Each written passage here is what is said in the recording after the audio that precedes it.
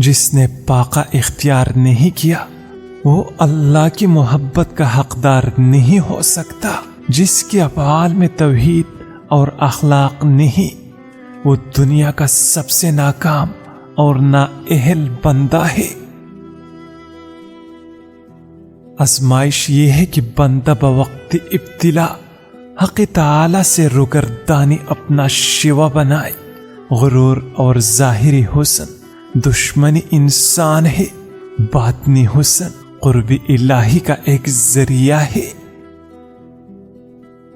مدہوشی عشق ہوش غفلت انسانی سے لاتعداد درجہ اولا ہے. جس کا دل ذاکر ہو جائے وہ عشق الہی میں مست اور گمسم ہو جاتا ہے.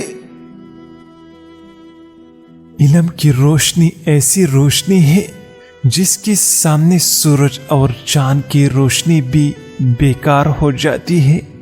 اپنی ضروریات کے لیے کبھی بھی دوسروں کے پاس جا کر بھیک نہ مانگو.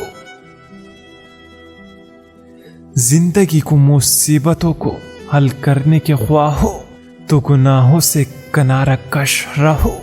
محبت ایک لمحہ نفرت کی 100 سالہ زندگی سے بہتر ہے.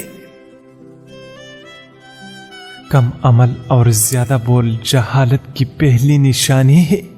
علم سے محبت کرنا دانشمندی کی علامت ہے.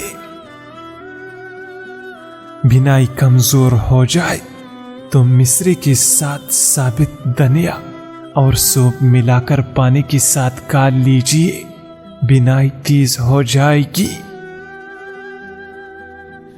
جو انسان کم کھاتا ہے زیادہ دیر تک بھوکا رہتا ہے، اس کے پاس شیطان آنے سے ڈرتا ہے.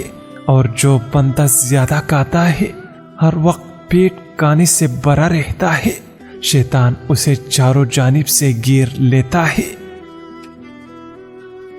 استغفار گناہوں کی سیاہی کو دور ڈالتا ہے.